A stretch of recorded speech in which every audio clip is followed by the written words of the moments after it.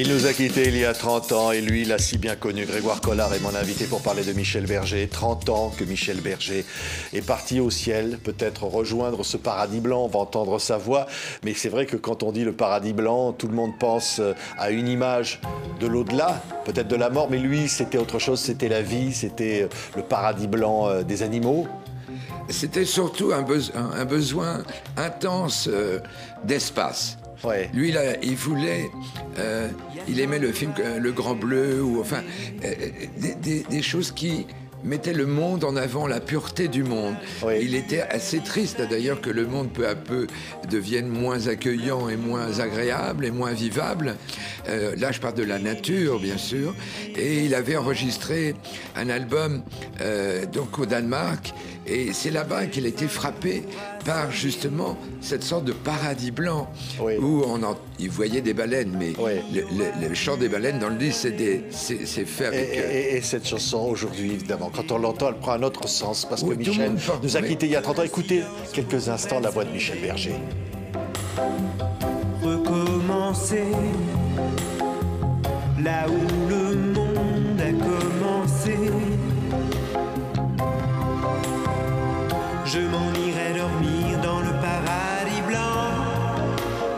30 ans qu'il nous a quittés, et toujours aussi présent. Oui, c'est ça qui m'épate, parce que j'ai travaillé aussi avec d'autres artistes qui ont été des stars, comme Bachung, Higelin, enfin Christophe, tout ça, mettons, pour les Français. Et on n'en parle pas beaucoup. Alors que moi, tout le monde m'en parle. Tout le monde parle de Michel Berger, tout le monde se souvient de Michel Berger et a éventuellement une chanson, même les jeunes, certaines chansons, peut-être oui, Le Paradis Blanc, qui d'ailleurs... Ou La Groupie du pianiste, on va l'entendre là. Ah, La Groupie du pianiste, que j'ai tellement détesté. Pourquoi?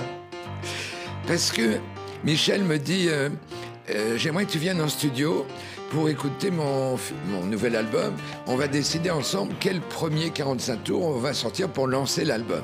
Alors j'écoute les 10 ou 12 titres et il me dit alors, je dis, oh, quelques mots d'amour, c'est la chanson.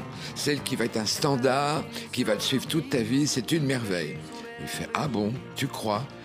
Et il me dit, bah moi je pensais à La Groupie du pianiste. Ah non, pas La Groupie du pianiste. J'aime pas du tout. Mais pourquoi?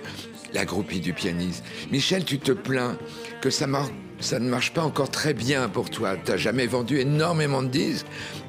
Donc t'as pas de groupie. Faut quand même que tu l'acceptes. Et le pianiste, c'est forcément toi, donc c'est prétentieux. T'as déjà la réputation d'être un petit peu le nez en l'air, comme ça, et de gausser de ton talent et de ton pouvoir musical, parce que c'est vrai qu'il était sûr de lui, ça pouvait agacer des gens. Et puis, il a vendu quand même 1 million de 45 tours de La Groupie du pianiste. Écoutez-la, cette groupie. Un rêve de la vie d'artiste, La Groupie du pianiste. Des chansons, évidemment. Il y a une suite, excusez-moi, oui. Il y a une suite.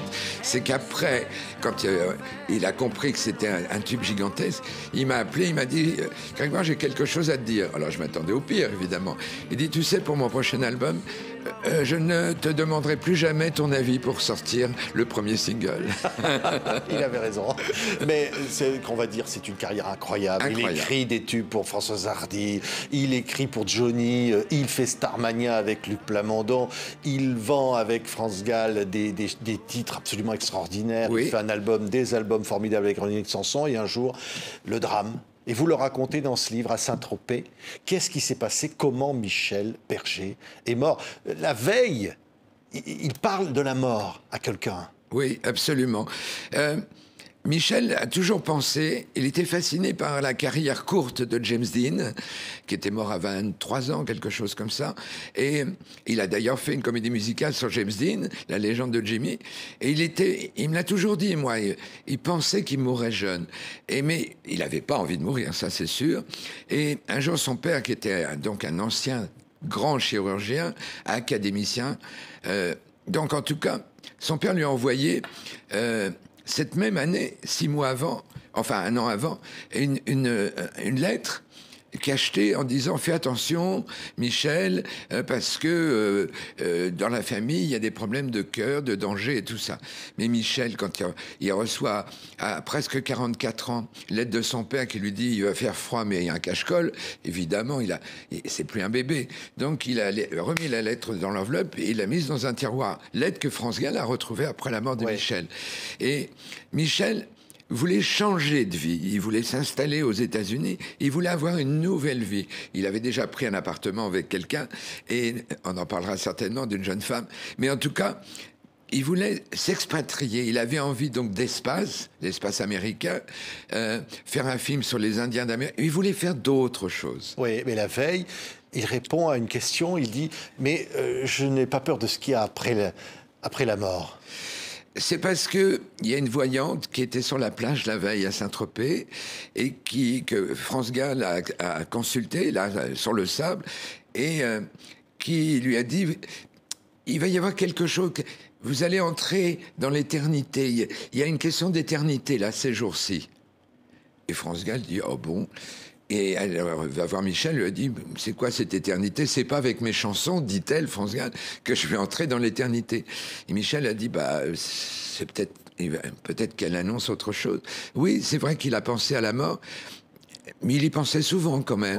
Oui, la veille. Alors, il est en train de jouer au tennis une journée d'été avec des amis. Et soudain, il s'écroule, mais il ne meurt pas tout de suite.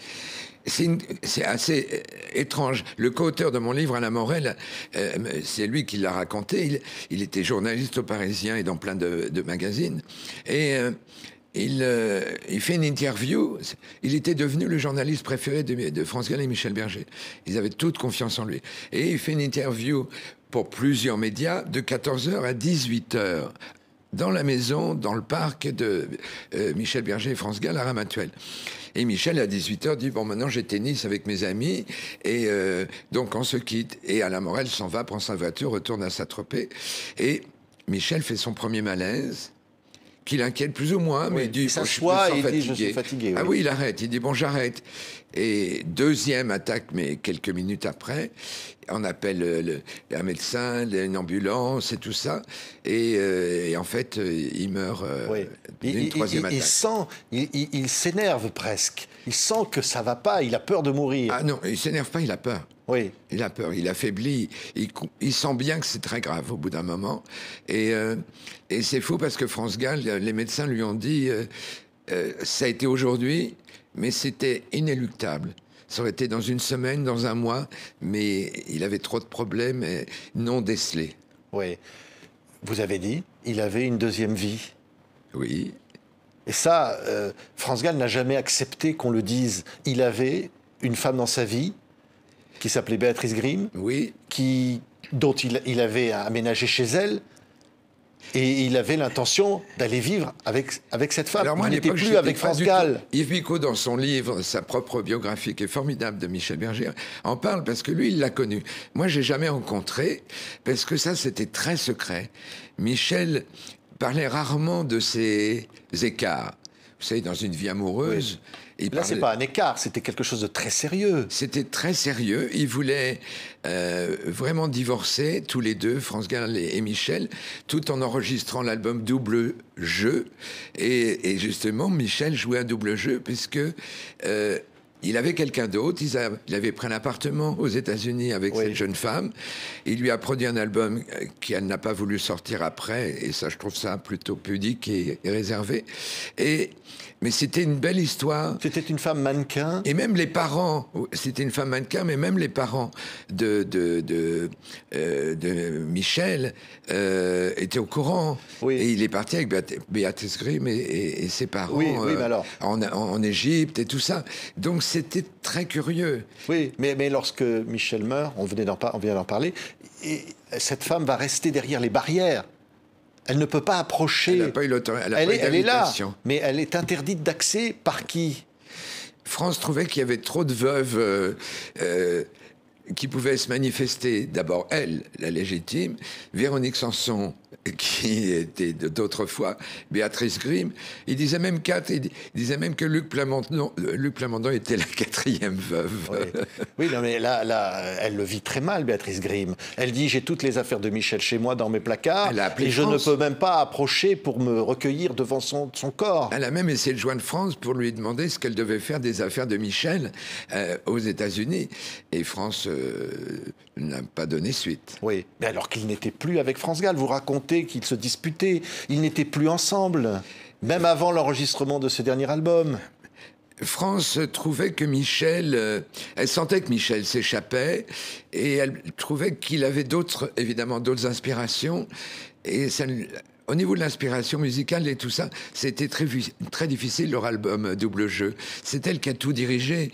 Et Michel a commencé à écrire aux États-Unis pour cet album-là, pour l'enregistrer en France.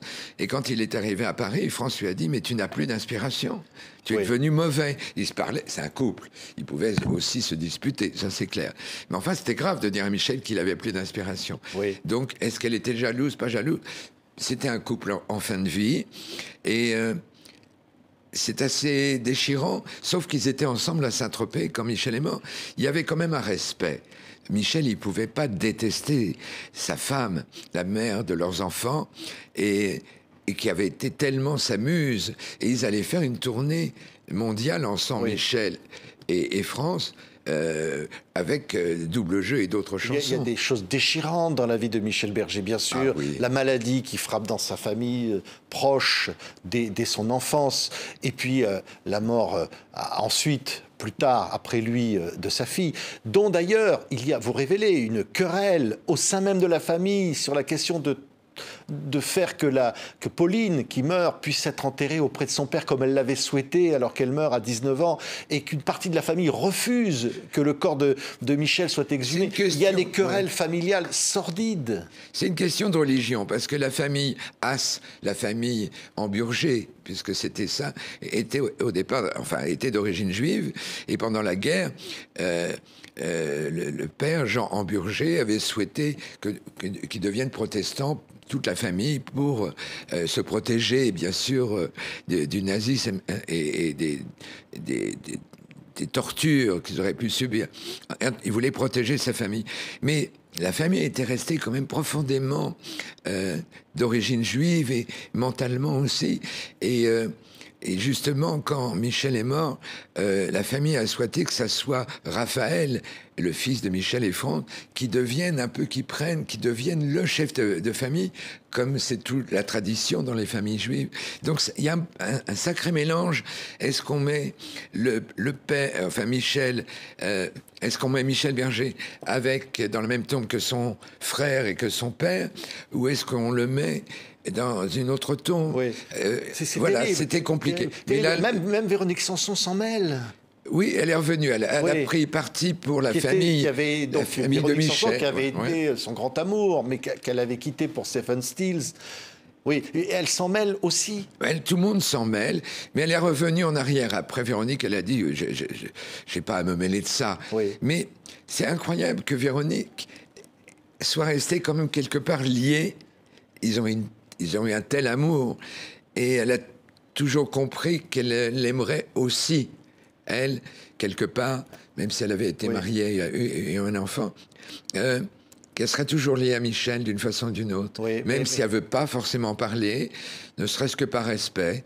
Ce qui est fou, c'est qu'au fond, vous racontez aussi comment France Gall, à un moment donné, dit non à tout le monde. Elle ne veut pas, même quand des choses qu'on lui propose, des livres, c'est stop.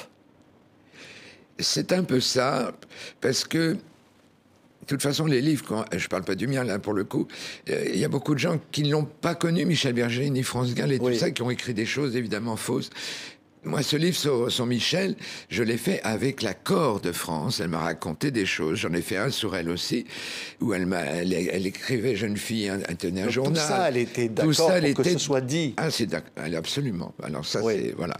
Et donc, elle l'a lu, et elle m'a même dit, c'est peut-être un peu triste quand même sur Michel. Il n'était pas triste, parce que évidemment, quand on est on fait une biographie, on se met un peu dans la vie de la personne sur laquelle on écrit.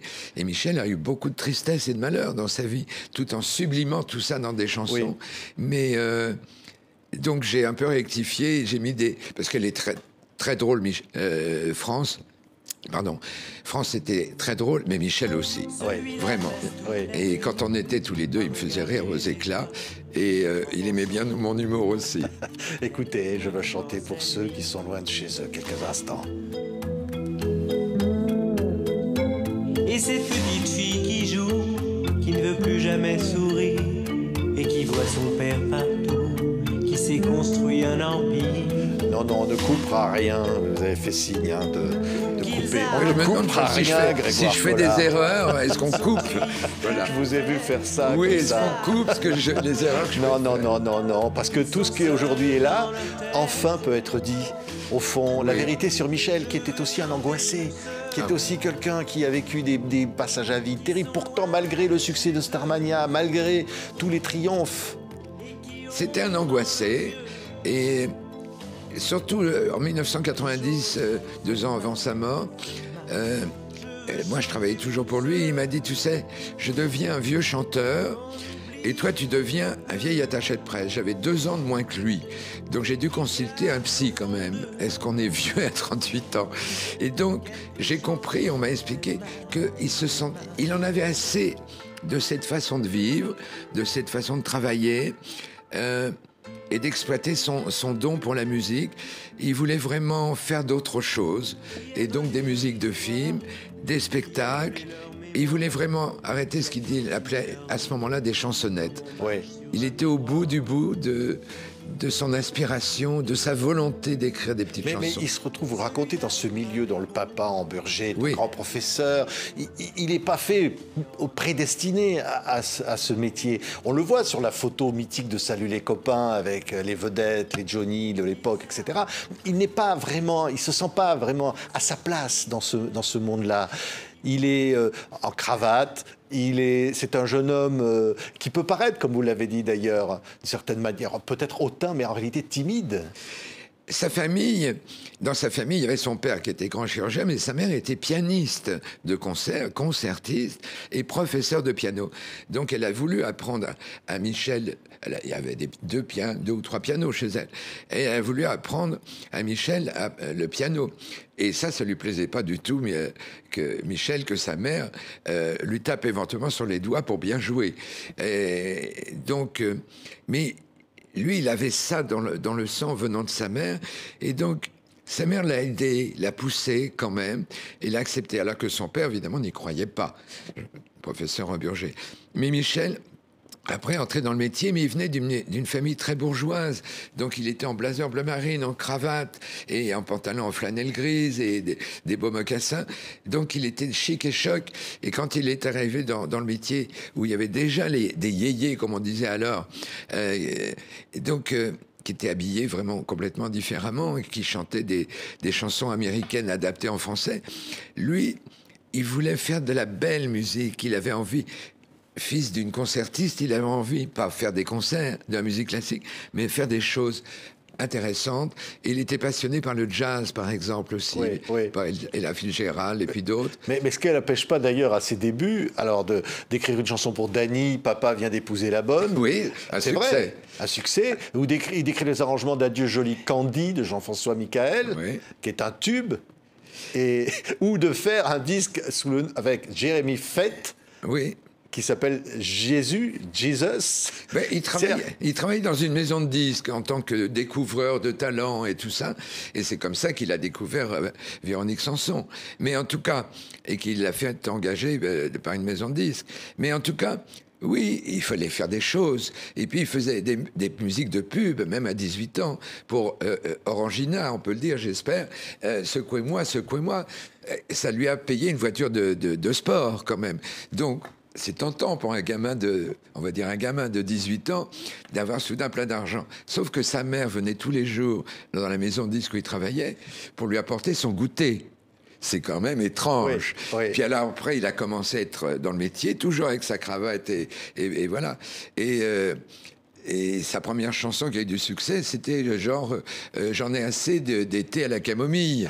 C'était pas très rock'n'roll quand même. Oui. Alors vous racontez comment, quand il débarque après pour Starmania au Québec, pareil, il surprend là-bas parce qu'il a l'allure. Il arrive avec des vestes d'hiver alors qu'il fait 35 degrés. Hein? Oui, non, enfin ça c'est France Gall qui a voulu se moquer de lui parce qu'il est allé un 1er novembre au Québec et donc on lui a dit t'inquiète pas, c'est l'été indien là-bas, donc c'est le moment où il fait le plus chaud pratiquement de l'année. Alors donc il est parti comme ça et puis en fait il avait quand même, Alain Chamfort lui avait conseillé de prendre quand même un manteau de fourrure. Et donc il l'a mis dans l'avion en disant bon je vais arriver, il va faire glacial. Et donc il est arrivé avec une chemise haïtienne, on va dire, et un manteau de fourrure. C'est fou parce que l'aventure Starmania, ça va marquer sa vie. C'est extraordinaire. Et jusqu'au bout, il va vouloir inventer, il appelle Luc Plamondon, il lui dit je m'ennuie, j'ai envie de recommencer des choses, de faire ensemble des films, des choses. Il avait une relation avec Plamondon extraordinaire. Oh oui, c'était vraiment comme deux frères. De toute façon, Plamondon, c'est quelqu'un de génial, d'adorable. Le côté québécois, tout de suite, on se tutoie, on t'invite à la maison, à la campagne. Je suis allé avec Michel dans une des plusieurs propriétés, dont celle près d'un lac où il y avait un chalet en bois où là, les deux Ouistitiers travaillaient ensemble. Donc moi, je nageais, bien entendu. Et c'était... Plamondon, c'était une rencontre extraordinaire. Et c'est pour ça que je crois qu'il ne s'est pas remis jamais du décès de Michel. Oui. Et il est d'ailleurs elle a été le parrain d'un des enfants de Michel et France. Oui. Alors, Berger ne s'est pas très bien remis de sa rupture avec Véronique Sanson. Ça aussi, c'est une rupture extrêmement douloureuse que vous racontez dans le livre. Après ce disque phénomène, il y a quelque chose il s'enferme. Ah oui, il a voulu mourir. Oui. C'est là qu'il a fait son premier, cet album où avec un cœur brisé, il avait pris un appartement où il habitait avec Véronique Sanson. Il n'y avait pas grand-chose, je veux dire un piano, un frigidaire, et bien sûr un piano ou deux, parce que souvent ils se mettaient des pianos tête bêche pour rivaliser de création. C'était incroyable la complicité. Bon, donc elle est partie pour se marier avec un autre. Et Michel, il n'a pas compris. Il a dit mais ce n'est pas possible. C'était le grand. Il lui avait offert une bague de fiançailles et elle est partie sans donner de nouvelles. C'était dramatique. Et il s'en est jamais remis. Ouais. Il a toujours pensé à elle. Et un jour, j'ai dit à France, mais t'es pas jalouse que Michel écrive des chansons en pensant encore à Véronique Sanson? Elle m'a dit, écoute, c'est mon mari, c'est le père de nos enfants, c'est mon producteur, mon éditeur, mon parolier. Enfin, il fait tout. Et il est là, à la maison. Tandis que la blonde, elle est là-bas, de l'autre côté de l'océan. Oui, mais il n'empêche que lorsque Véronique Sanson, un jour dans une interview, parlera de Michel Berger, plus tard, elle sera furieuse, France Gall. France aurait voulu que Véronique Sanson se taise à jamais, évidemment. Et surtout quand elle a dit un jour à la télévision que Michel, qu'elle avait été le plus grand amour de Michel. Donc c'était pas très agréable pour France, évidemment. Mais en fait, non, elles se sont quand même retrouvées. Elles ont fait des duos ensemble, même après la mort de Michel. Et puis, il y a ces histoires de procès par rapport à la tombe. La vie est compliquée. Oui. Et Véronique s'est rétractée, est revenue, est repartie. Enfin, par rapport tout ça a été France, dur peut-être à vivre aussi pour Michel Berger. Michel ne s'est jamais remis du départ de son père qui avait quitté le domicile familial un jour comme ça en disant je m'en vais sans plus jamais donner de nouvelles. C'est un drame total. Et puis Véronique Sanson, et puis d'autres drames, Balavoine, Coluche, ses grands amis qui sont partis. Michel il pensait qu'à l'amour. Donc quelqu'un qui partait, c'était un amour détruit, qu'il fallait sublimer en chansons, en paroles, mais qui, lui, gardait comme un drame permanent. Oui, lorsqu'il rencontre France Gall, France Gall a eu une vie avec Claude François. Et Julien Clerc. Et ensuite Julien Clerc. Oui. Vous racontez comment elle a voulu avoir un enfant avec Claude François, qui ne lui a pas fait d'enfant, mais lui a offert un chien à la place. Un caniche blanc. Un caniche. Et qu'ensuite, elle a voulu avoir des enfants avec Julien Clerc. Elle voulait 3 enfants. Oui. Elle a dit ça dans un magazine en disant « J'aimerais bien avoir 3 enfants ». Et la journaliste savait qu'elle était avec Julien Clerc.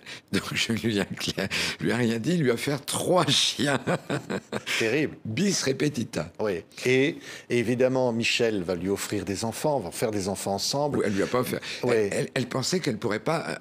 Les grands chirurgiens, les grands médecins lui avaient dit qu'elle pourrait pas avoir d'enfants. Donc ça, c'était terrible.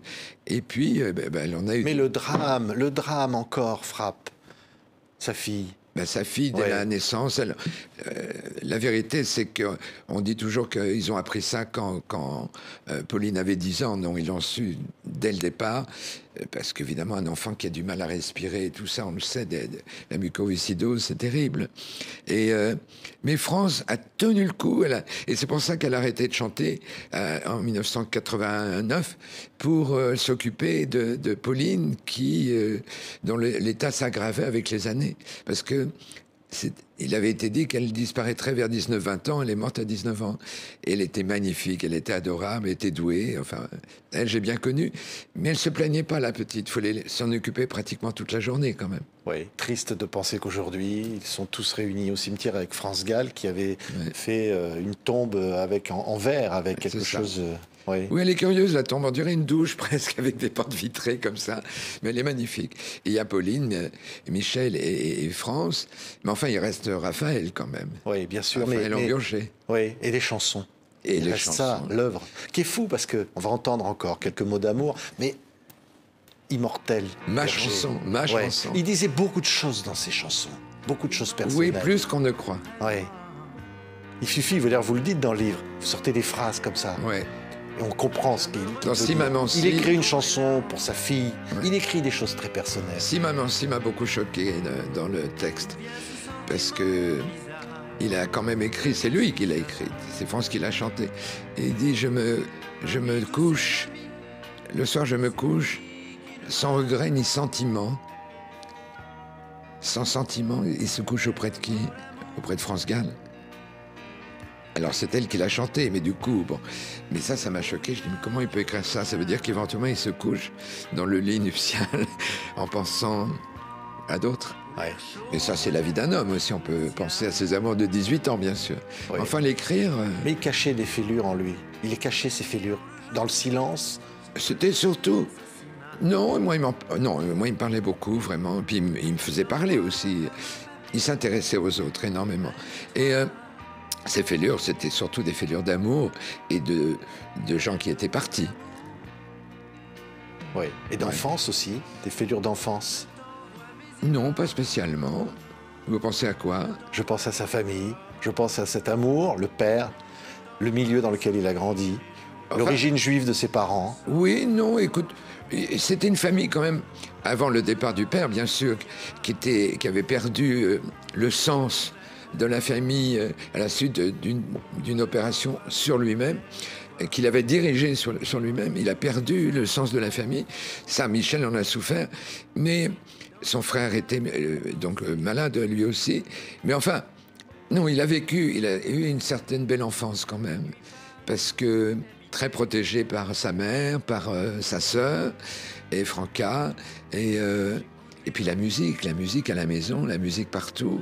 Et même la mère de Michel, tous les soirs, quand il était petit, lui enregistrait quelque chose ou lui mettait une portée musicale sur son oreiller. C'est joli. Oui, merci pour ce témoignage. Ça s'appelle Michel Berger, l'inoubliable, 30 ans déjà. Grégoire Collard, le visage de Michel, il vous revient, vous qui avez été si proche de lui, le jour où vous aviez voulu travailler pour lui comme attaché de presse. Oui. Et où ça s'est réalisé? Ça a changé votre vie aussi? Ça n'a pas changé ma vie, ça a été très important dans ma vie. Et moi je n'aimais que les musiques américaines. Et André Thoron de RTL a dit à Michel, il y a un attaché de presse qui aime ce que tu fais, alors qu'il est très snob et pan, et qu'il n'aime que les musiques américaines, il n'aime qu'un chanteur, c'est toi. Alors Michel a dit, il faut que je le rencontre. Et c'est comme ça que ça s'est fait.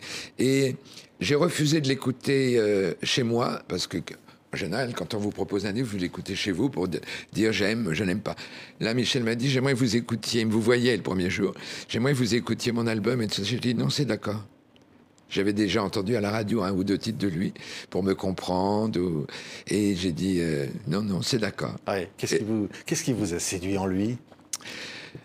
Bon, son charme déjà, parce que quand même c'était quelqu'un qui souriait, qui avait de l'humour, qui était respectueux, à l'écoute, vraiment, qui donnait des conseils, qui en demandait aussi. Il m'en a demandé pour sa vie personnelle, ça c'est sûr. Pas pour la musique, mais en tout cas pour sa vie personnelle.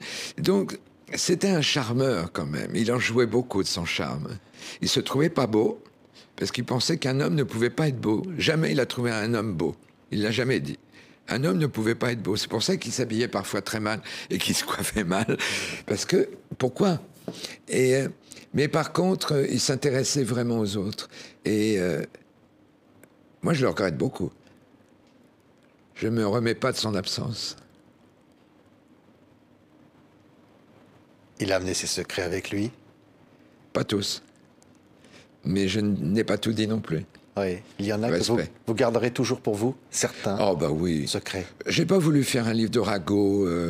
Vous savez, il se passe tellement de choses dans une vie, de regards.